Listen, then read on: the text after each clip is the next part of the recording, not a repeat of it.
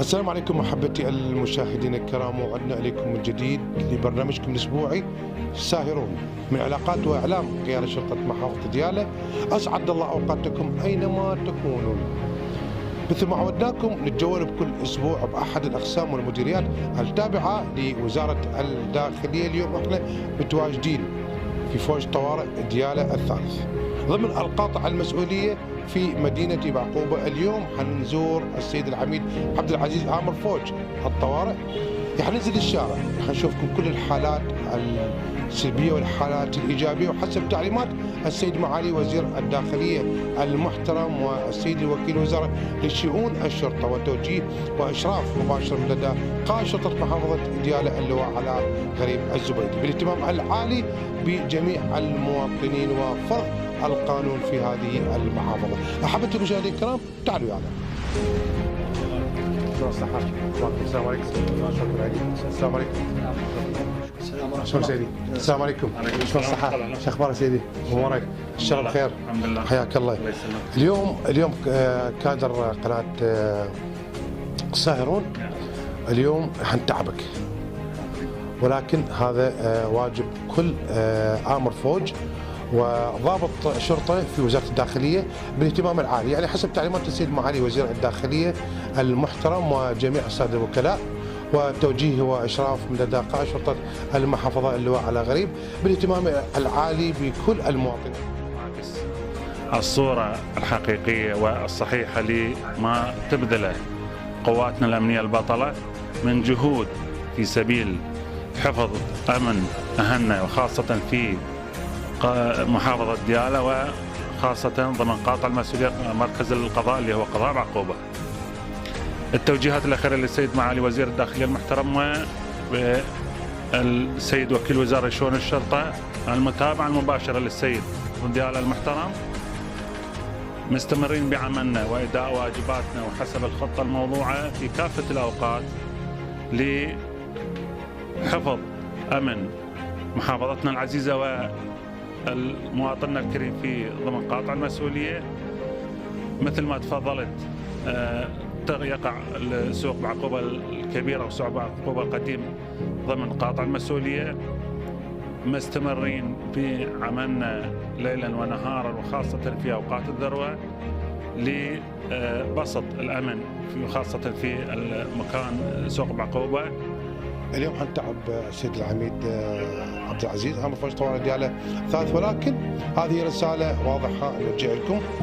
حنشوف دور المواطن وجميع القوات الأمنية المتواجدة في سوق بعقوبة لتوفير الحماية والأمن للمواطن. يعني تعرف المواطن عندما كل قناة فضائية أو وسائل الإعلام يعني يسأله، خلينا نحكي بصراحة، يقول ايش تتمنى بهذه الدنيا، او ايش تتمنى بهذه الحياه، او ايش تتمنى بهذه المحافظه، يقول لك الامن والامان. اليوم احنا حنشوفكم الامن والامان.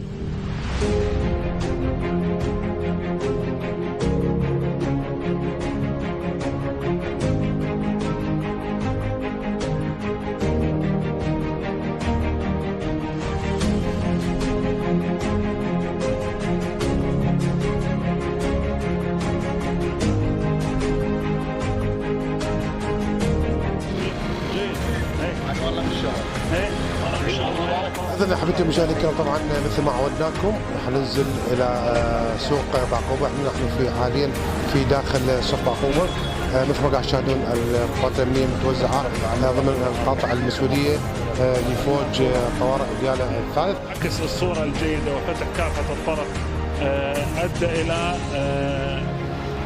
إرضاء المواطنين و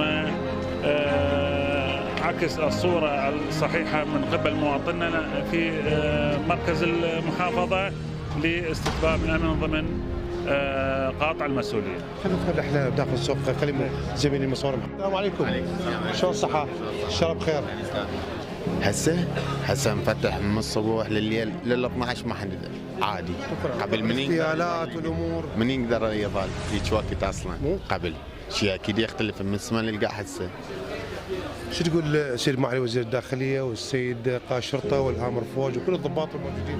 احنا نشكر وزير الداخليه وكافه الضباط والمنتسبين على جهودهم الامنيه في تحقيق الامن والامان، وان شاء الله الله يحفظهم من اجل هو همين لهم وهمين لنا اجل الشعب. الله يحفظكم. ما عليك شيء ببالك ما دام موجود السيد امر فوج الطوارئ الثالث موجود، السيد امر قوه كذلك السيد العقيد، اي شيء ببالك يعني حتى تقول لي ما قاعد نشوفك عنصر هنا ما قاعد نشوفك؟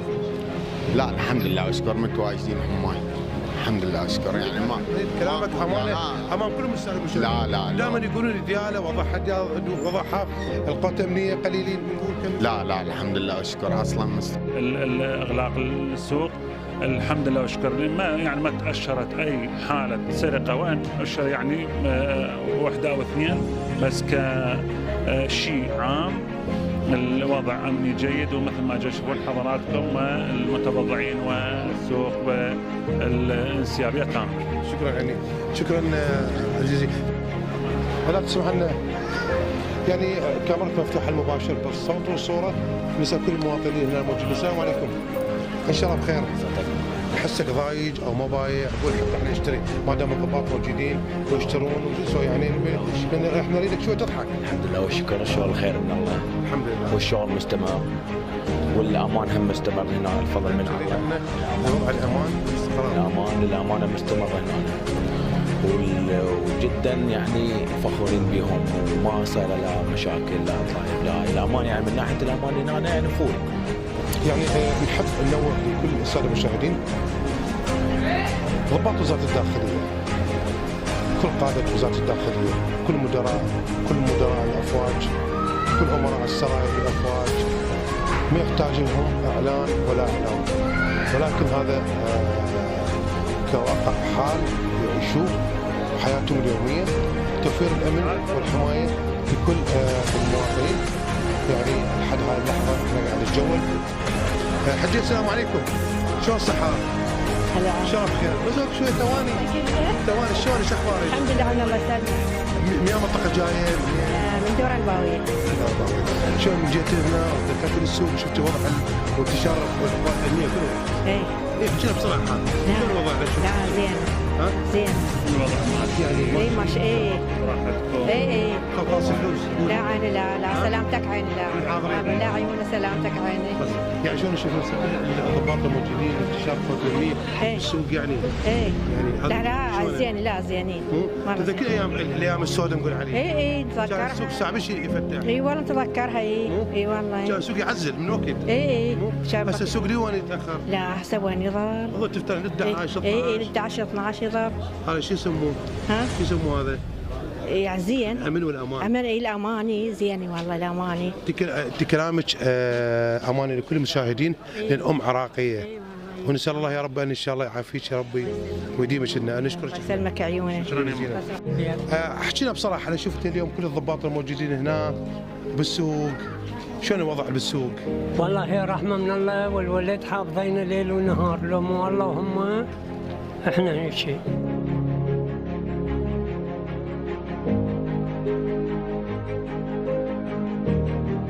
خلينا نشوف السواق، خلينا نسالهم.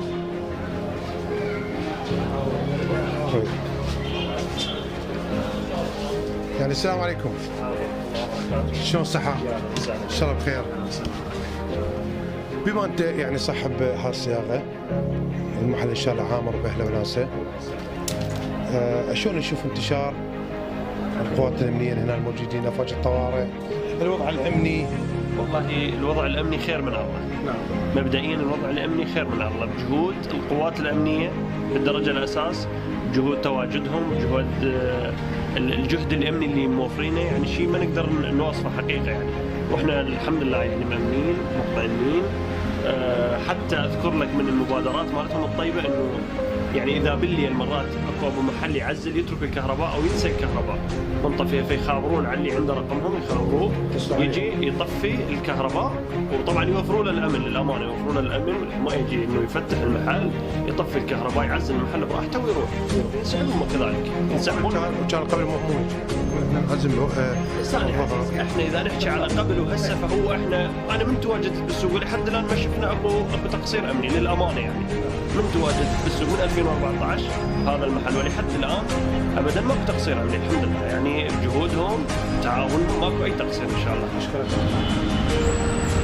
ثقة المواطن بالقوات الأمنية، فإحنا إن شاء الله ثقتنا بكم كبيرة، إذا مو أنتم ما يصير أمن.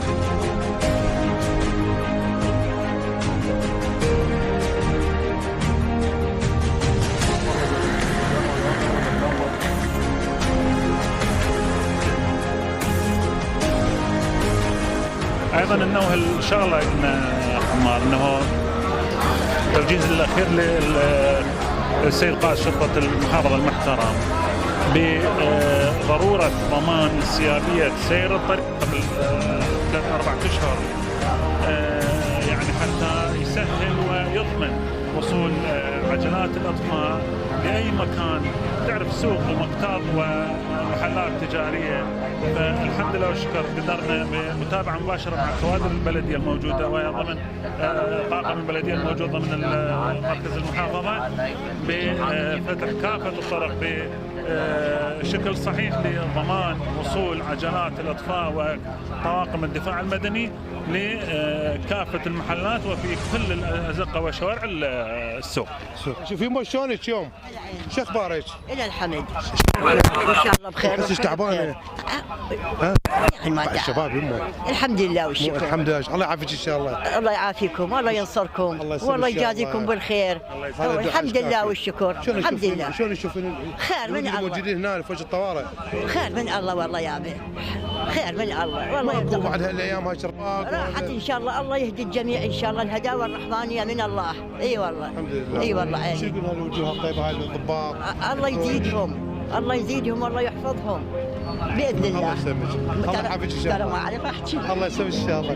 بنتي مشاهدي الكرام، طبعا احنا دائما نسال الام العراقيه وخاصه بهيج عمر، لان كلامها نحكيها باللغه العاميه على الفطره، ما عنده مصلحه.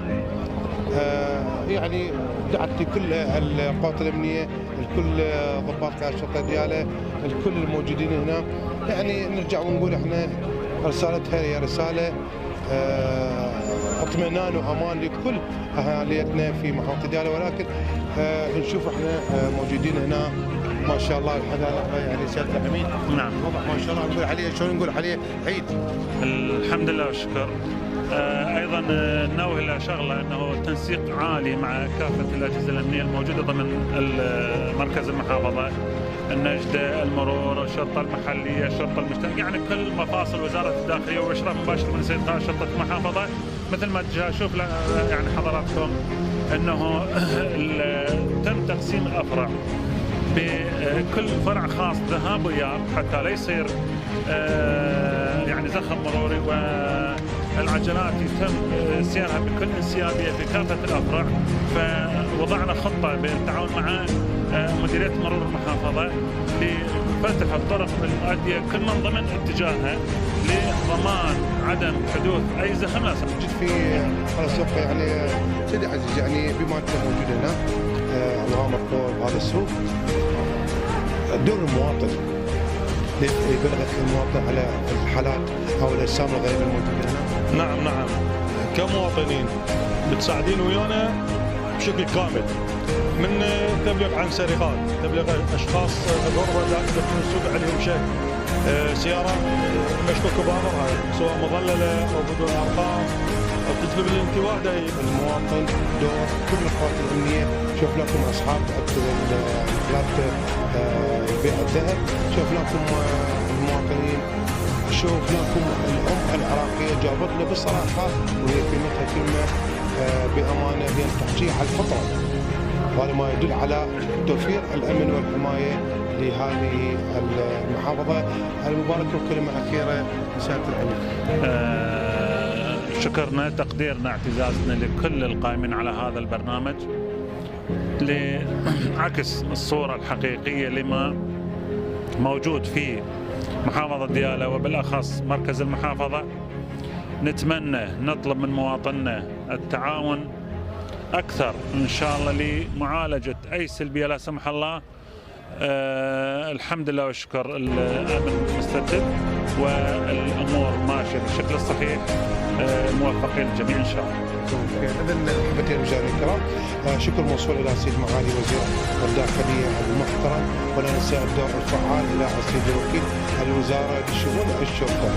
كل الاحترام والتقدير إلى قائد شرطة المحافظة اللواء علاء غريب، كذلك كل الاحترام والتقدير إلى جميع الأجهزة الأمنية المتواجدة في هذا السوق في مدينة بعقوبة، والتعاون المشترك ما بين جميع القوات الأمنية والقوى السائدة كذلك وفوج الطوارئ ديالى الثاني. كل احترام والتقدير إلى راعي هذا البرنامج اللواء الدكتور سعد معاذ. انتظروني إن شاء الله بحلقة جديدة على بركة الله وعود على